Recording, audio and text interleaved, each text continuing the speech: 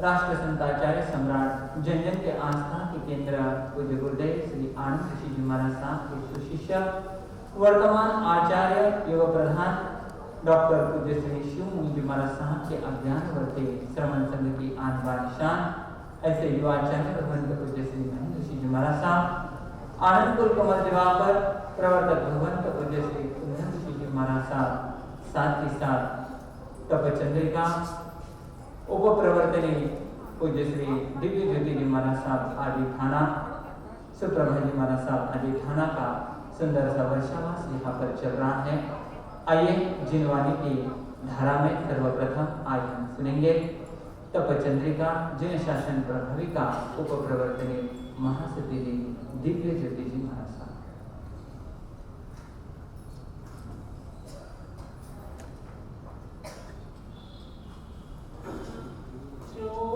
में अवतार महावीर कृष्णानंदन प्यारा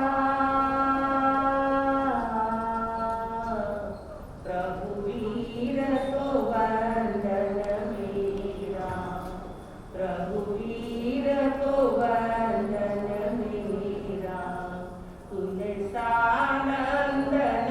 हे याद करे जग सारा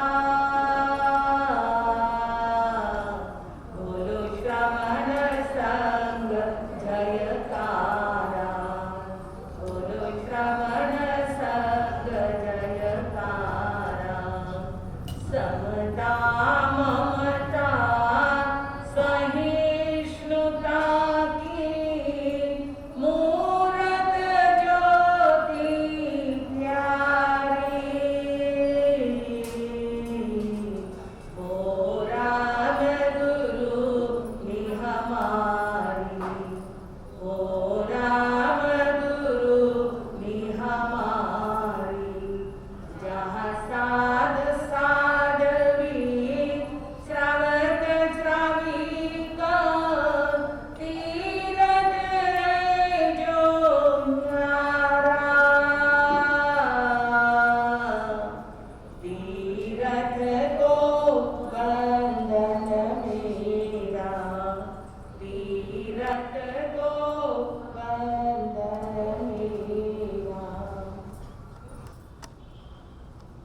अनंत ज्ञानी विश्ववंदनीय शास्त्री शिरोमणि श्रवण भगवान महावीर स्वामी के शासनकाल की सदाकाल जय हो।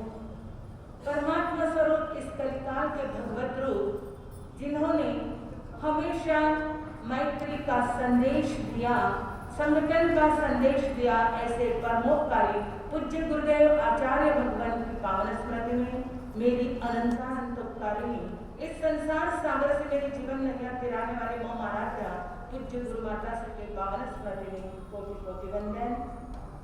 अत्र विराजित जिन शासन के दैदिप्यमान नक्षत्र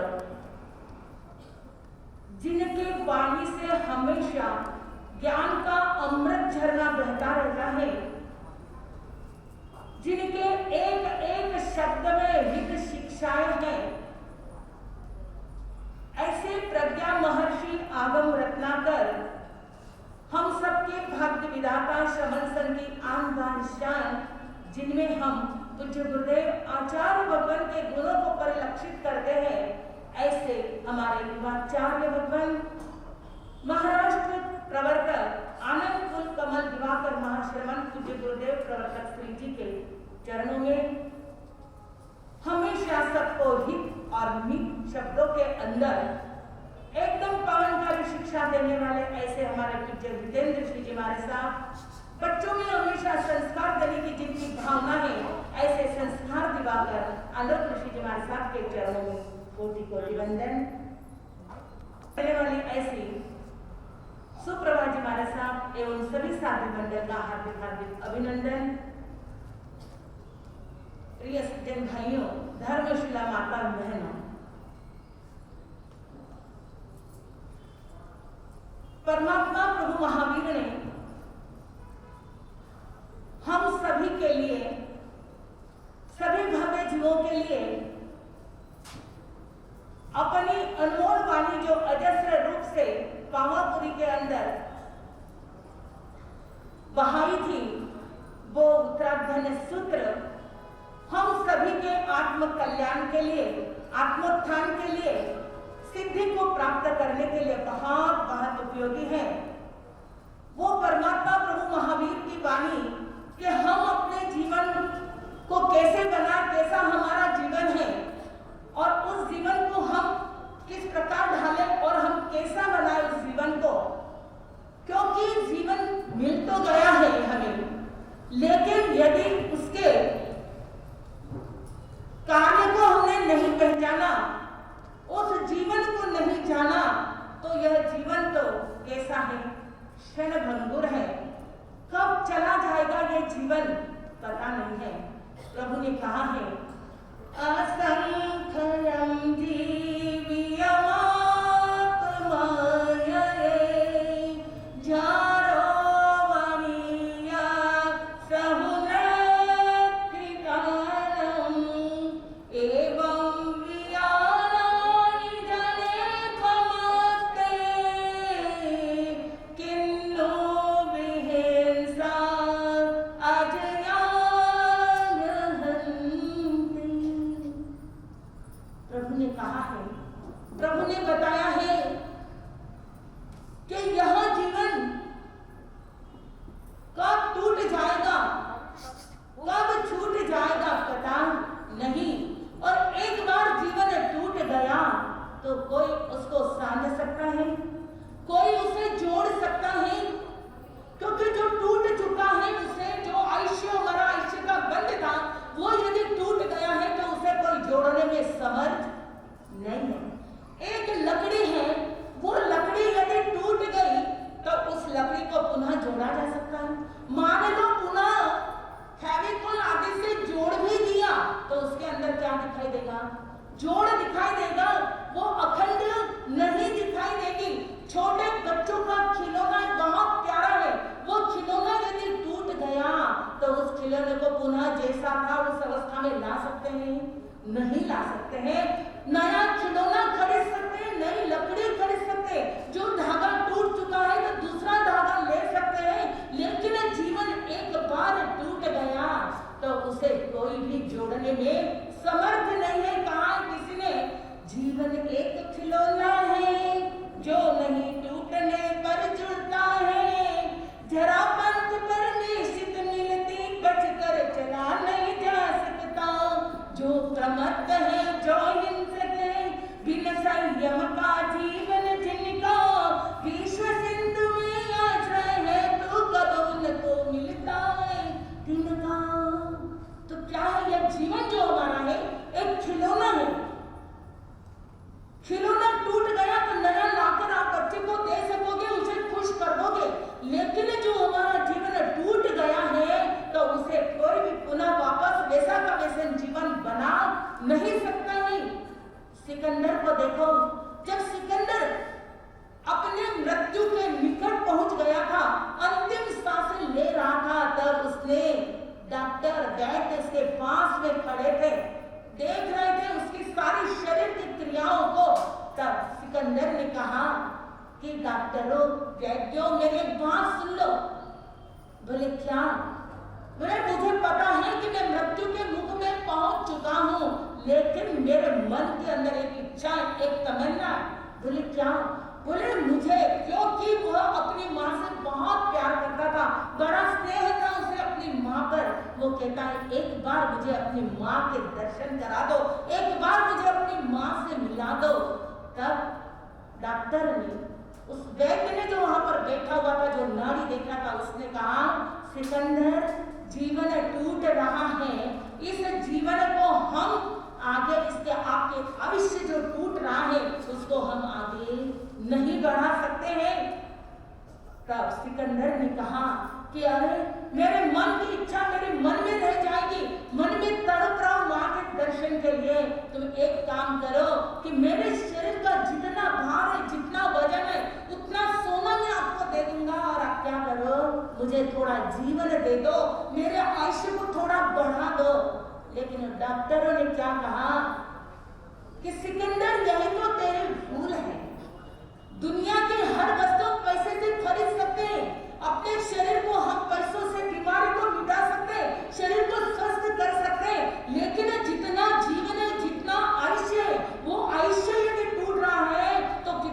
भी पैसा दे दो, कितना भी लालच दे दो, हर चीज के अंदर क्या चल सकती है, पैसे दिए जा सकते हैं, खरीदे जा सकते हैं, लेकिन आयुष्य को खरीदा नहीं जा सकता है। अब सिकंदर मन में सोच रहा है, क्या करूं, कैसे करूं, मेरी माँ के मैं दर्शन कैसे करूं, मेरी माँ को मैं कैसे मिलूं, क्योंकि मैं चला जाऊंगा इस दुनिया से तो माँ की जो मेरे मिलने की तमन्ना मन में रह जाएगी। फिर सिकंदर थोड़ी देर बाद फिर उन वैद्यों से कहता है, डॉक्टर से कहता है कि हे डॉक्टरों, हे वैद्यों, मेरी प्रार्थना सुन लो, मैं हाथ जोड़ करके कह रहा हूँ कि तुम क्या करो, मुझे बचा लो, थोड़ी देर के लिए मुझे मेरी अपनी माँ से मिलना है। यदि आप मुझे अपनी माँ से मिला दो तो मैं तुम्हें आधा साम्राज्य दे दूंगा। अब आप बताओ, क्या आधा साम्राज्य या पूरा साम्राज्य देने से आयुष्य की जो डोर टूट गई है, क्या उसको व्यक्ति आगे लंबी कर सकता है? नहीं कर सकता है। आयुष्य जा रहा है, क्षण क्षण प्रति क्षण, या आयु हमारी कम हो रही। आप जन्मदिन मनाते हो अपने बच्चे का, बड़े प्रसन्न होते, बड़े खुश होते हो कि आज हमारा बच्चा कितने साल का हो गया, 1 साल का हो गया, तो आप बड़े प्रसन्न हो रहे। लेकिन सोचो, चिंतन करो, जिसका आप जन्मदिन मना रहे हो, जिसका 1 वर्ष हो गया, 2 वर्ष हो गए, 3 वर्ष हो गए, मना रहे हो कि हमारा बेटा बड़ा हो रहा है, लेकिन याद रखना, बड़ा बेटा बड़ा नहीं हो रहा है या बेटी बड़ी नहीं हो रही, उसके आयुष्य के उतना समय कम हो रहा है।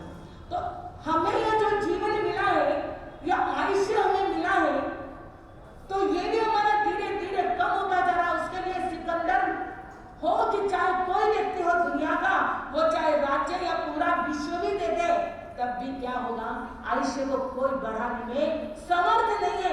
परमात्मा प्रभु महावीर से भी इंद्र ने आकर के कहा था कि भगवान आप याद रख लो, आयुष्य बढ़ा लो, लेकिन परमात्मा ने क्या जवाब दिया, क्या जवाब दिया कि ये काम समर्थ नहीं है, हो ही नहीं सकता है ये काम। इस प्रकार प्रभु ने कहा था। तो सिकंदर की कब्र पर यही बात लिखी है कि सिकंदर ने सारी दुनिया पर विजय प्राप्त कर ली, सारे विश्व पर विजय प्राप्त कर ली, लेकिन किस पर विजय पाई नहीं, मृत्यु के ऊपर उसने विजय नहीं पाई है।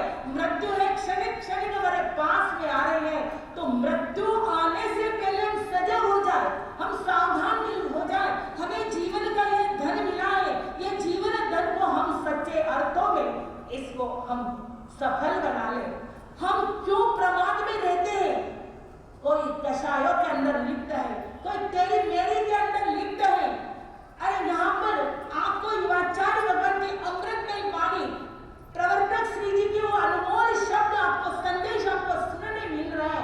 आप कितने भाग्यशाली जो यहाँ आकर के इन गुरुओं की सद्वाणी को सुन रहे, उनके विचारों को सुन रहे, अपने जीवन में उतारो और अपने जीवन को सार्थक करो। बड़े भाग्यशाली है बेंगलोर वासी जो यहाँ आकर के इनकी वाणी को सुन रहे। लेकिन जो प्रमाद के अंदर घर बैठे, जो तेरी मेरी के अंदर घर बैठे, जो कषायों के अंदर घर बैठे, वो अपने साथ क्या ले जाएंगे? या आयुष्य की दो रिक्ति टूटने वाली, आयुष्य हमारा खत्म हो जाएगा, हम इस जीवन को छोड़ देंगे। जब ये जीवन एक बार चला जाएगा तो क्या पुनः हमारे हाथ में आने वाला है? सदा दौर दौरा रहता नहीं, गया वक्त फिर हाथ आता नहीं। ये अनमोल समय हमें एक एक क्षण को हम सार्थक करने के लिए सद्गुरुओं के चरणों के अंदर आए। हम प्रमाद को त्याग, हमारे जीवन को आकर के प्रमाद ने घेर लिया है। हम प्रमाद में रहे हैं, प्रमाद के कारण हम समय का मूल्यांकन नहीं करते, समय की कीमत नहीं करते, समय को नहीं पहचानते, लेकिन समय अपना काम करता जा रहा है। समय तो हमारा एक एक क्षण चला जा रहा है। तो इन गुरुओं के चरणों में आकर के हम अपने जीवन को बचा ले, क्योंकि असंख्यम जीव्यमाप माये जरो वनियस्व नक्तितानम एवं यानाय जने कमत्ते किन्नु दिसा अजया गहिंती। हमारे जीवन के लिए यदि हमारा शरणभूत है तो क्या है? धर्म है, संत समागम है, संतों का सानिध्य है। वृद्धावस्था के अंदर कोई भी जरा बुढ़ापा तो आने वाला है, उसमें हमारा कौन सहायक होने वाला है? न पत्नी, न पुत्र, न बेटा, न बेटी, कोई भी हमारा सहायक होने वाला नहीं है। तो जागो, कब जागोगे? इस निद्रा को त्यागो। यदि अब जग गए, समय का मूल्यांकन कर लिया, समय को पहचान लिया, तो समय आपकी कद्र कर लेगा। लेकिन आप प्रमाद के अंदर पड़े रहे, सोए रहे, तो समय चला जाएगा। छोटी सी बात कहकर के शब्दों को विराम दूंगी। कि एक घर के अंदर चोर घुसे। उनकी आवाज से पत्नी की नींद खुली। पत्नी ने पति से कहा कि जागो, चोर घुस रहे अंदर। पति कहने लगा हाँ जाग रहा हूँ, सुन रहा हूँ। बोले उठो, चोर घुसे हैं। कहाँ पर घुसे चोर? कहाँ अंदर? कहाँ प्रवेश किया? जहाँ आपकी तिजोरी रखी होती है। चोर वहां पहुंच गए। पत्नी कह रहे जागो। वो क्या कर रहे? तिजोरी खोल रहे हैं। तो बोले हाँ उठ रहा हूँ, जग रहा हूँ, सुन रहा हूँ, उठ रहा हूँ, बस 1 मिनट में उठ रहा हूँ। अब उन्होंने तिजोरी खोल ली, धन एकत्रित कर लिया। कहने लगी पत्नी कि दरवाजा तिजोरी का बंद हो चुका है, अब वो लेके जा रहा है, अभी तो जागो, चिल्लाओ, शोर करो ताकि आसपास के आए और चोर पकड़ ले। बस उठ रहा हूँ कहते कहते उठा। अरे उठो, गए चोर, जा रहे हैं, पकड़ो उनको। लेकिन हाँ उठा, बेचारा धीरे से उठा, अंगड़ाई ली और बोलता कहाँ चोर? पत्नी कहने लगी अब तो तुम जिंदगी में सोए ही रहो ना, क्या मतलब है तुम्हारा उठने का? चोर तो सब धन लेकर के 9 2 11 हो गए, अब जगेगी तो कोई मतलब के नहीं है। तो 4 महीने हमें मिले हैं, उसमें कितना समय निकल गया बताओ? कितना निकला याद है? फिर आगे अब 1 महीना हो जाएगा पूनम, कल के दिन, परसों के दिन 1 महीना पूरा हो जाएगा। तो कब जागोगे? जागो, ये अवसर पुनः मिलने वाला नहीं है। ये युवाचार्य आपको वापस यहाँ बेंगलोर में आ जाए। आप भले प्रार्थना करते रहो, लेकिन इनके आगे पीछे तो लंबी लाइन लगी हुई है, कहाँ मिलेंगे? ये तो बड़े कृपा है आचार्य भगवान की और प्रवर्तक भगवान की, जो युवाचार्य हमें मिल चुके हैं। तो इनका तो सदुपयोग करो। अरे तेरी मेरी को छोड़ो, ये तेरा इसने वो किया, उसने वो किया कर करके क्या करोगे? अपने बाप के पोटले सर पर बांध करके ले जाओगे? जो समय मिला है उस समय को पहचानो। आओ इन चरणों के अंदर, कुछ लो इनसे कि कितनी इनमें सरलता, कितना इनके अंदर कपट नहीं, झपट नहीं, कुछ भी नहीं। और आप कपट कर करके कहाँ जाओगे? सोचो अपने जीवन को, परमात्मा की वाणी को जीवन के अंदर उतारो। तो मेरा समय आ गया, बस मैं भी अपने समय का ध्यान रखूं, क्योंकि हमें तो वाणी सुननी है जिनकी, प्रवर्तक भगवान की, आचार्य भगवान की, लेकिन जीवन में उतारो और उतार करके प्रमाद को दूर करो और अपने इस जीवन को सार्थक सफल बनाओ। इन्हीं शुभ भाव के साथ में ओम शांति। इसके बाद में आनंद को मैं दुआ कर प्रवर्तक भगवान का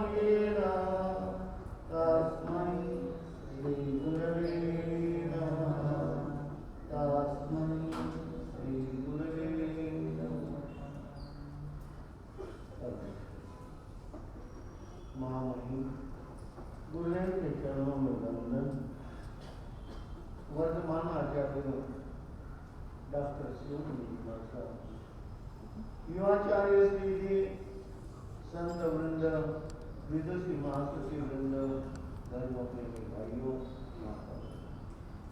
अभी अभिमास कीजिए सुंदर गाथा रखी थी असंख्यम कीजिए माता जरो वन्यस्त उन्नति ताणम एवं विजाना ही जड़े पमत्ते किन्नो विहुसा अजया नहीं। बड़ी महत्वपूर्ण गाथा हमारे शास्त्रकारों ने दी है। असंस्कृत है जीवन, टूटी को कोई टूटी नहीं, अर्थात एक बार नाड़ी टूट जाती है तो कोई भी जोड़ने वाला दुनिया में ऐसा कोई केमिकल आज तक न तैयार हुआ है न कभी तैयार होगा। जानते ही आप, यदि हमारा खंभा टूट जाता है हम उसको धैर्य ने दूसरा खंभा जोड़ करके क्या कर लेते, कुछ दिन तक उस घर को चला सकते हैं।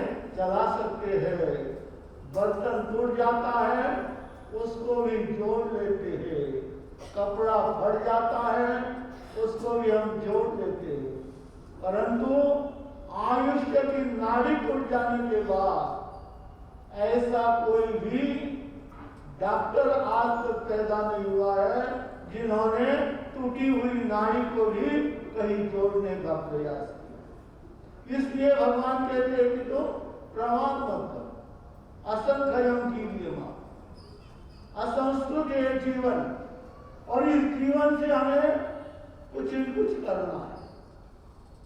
क्या करना है?